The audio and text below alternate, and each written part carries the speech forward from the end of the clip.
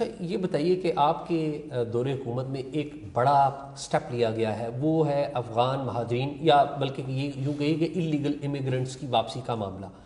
تو آپ نے اس حوالے سے جو باقی سٹیک ہولڈرز ہیں، امریکہ بھی ایک سٹیک ہولڈر ہے کیونکہ یہاں پر انہوں نے UNHCR کو فنڈ کیا ہوا ہے، UNHCR نے پیسے خرچ کیے ہوئے ہیں، آپ بہت اچھے طریقے سے اس معاملے کو جانتے ہیں. تمام سٹیک ہولڈرز کو اعتماد میں لیا ہے، اور کیا اس سارے معاملے کو کمپیشنیٹ گراؤنڈز پہ بھی دیکھا جا رہا ہے کہ جو لوگ جینون ہیں ان کو یہاں پر رہنے دیا جائے، اور شاید کسی لیول پہ مے بی نیکسٹ گورنمنٹ کوئی ایسی پالیسی انٹروڈیوس کروائے جس کا خاکہ شاید آپ تیار کریں کہ جو اس میں ایسے لوگ ہیں، ڈاکٹرز ہیں، انجینئرز ہیں، پڑھے لکھے لوگ ہیں، انویسٹمنٹ کرنے والے لوگ ہیں، لیبر ان کو پاکستان کی طاقت بنایا جائے. دیکھیں، ایک تو اس میں کوئی سٹیک ہولڈر نہیں ہے ماں سوائے پاکستان کے. پاکستان از دی اونلی سٹیک ہولڈر. اس لیے میں نے پاکستان کے جو آرگنائزیشنز ہیں انہی کے ساتھ کنسلٹیٹو پروسیس کا ان کو حصہ بنایا ہے. دوسری بات رہی یونائٹڈ نیشنز کی یا UNHCR کی اور ملٹی لیٹرل آرگنائزیشنز کی، جو رجسٹرڈ افغان ریفیوجیز ہیں ان میں سے تو ایک فرد کو بھی ہم نہ نکالنے کی ہم نے بات کی ہے، نہ مجھے سمجھ آ رہی ہے کہ تاثر آیا کہاں سے ہے. یہ 3 کیٹیگریز ہیں. ایک آپ کے پاس رجسٹرڈ افغان ریفیوجیز ہے جو اراؤنڈ 1.8 ملین ہے.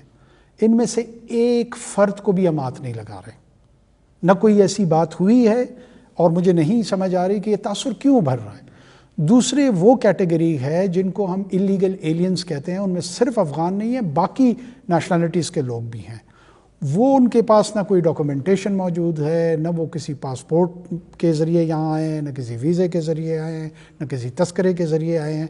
اور یہاں سوسائٹی میں ان کا کردار جو ہے نا وہ obfuscated ہے، وہ اوپک ہے، وہ دکھائی نہیں دے رہا. کیا وہ کرائم میں ہے، کیا وہ ٹیررزم میں ہے، کیا وہ آپ کے ٹیکس نیٹ ورک میں ہے.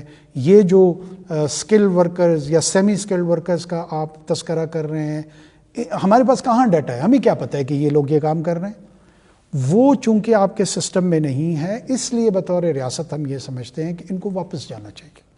ان کے پاس یہاں رہنے کا کوئی اخلاقی اور قانونی جواز نہیں موجود، اور دنیا میں کوئی بھی ریاست اس کو کسی طور پہ غیر اخلاقی نہیں سمجھتی. کیا پورا یورپین یونین یا امریکہ وہ انلیگل ایلینز کو ریشنلائز کرتے ہیں، الاؤ کرتے ہیں؟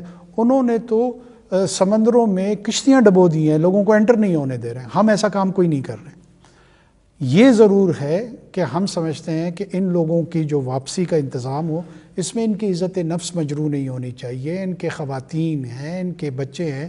At the end of the day we treat them as a human being. اور اس میں جتنی والنٹیئر واپسی ہوگی ہم اس کو اور زیادہ انکریج کریں گے. تیسری کیٹیگری اس کی آتی ہے جس کو آئیڈینٹی تھیفٹ آپ کہتے ہیں، جس میں پھر نادرا کا کردار آتا ہے.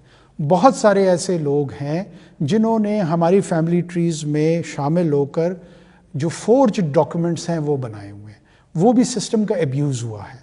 اس ایبیوز کو بھی انڈو کرنا ہے، اور جتنے لوگ ہیں اس کی اسکروٹنی کرنی ہے، اور جہاں جہاں پہ ہمیں لوگ نظر آئیں گے ان کو اپنے سسٹم سے ایلیمنیٹ کرنا ہے.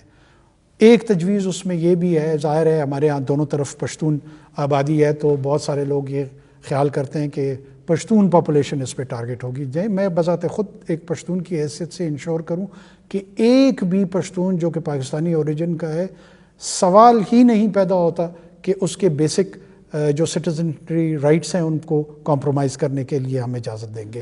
ہم یہ کہہ رہے ہیں کہ جو باہر سے آئے ہوئے لوگ ہیں، ایونچولی سائنس اتنی ڈیولپ ہو چکی ہے، DNA ٹیسٹ ہم تجویز کر دیں گے، اور DNA ٹیسٹ جو ہے وہ ہر چیز اسٹیبلش کر دے گا کہ کیا وہ واقعی ہماری فیملی ٹریز میں سے ہیں یا باہر سے ہیں.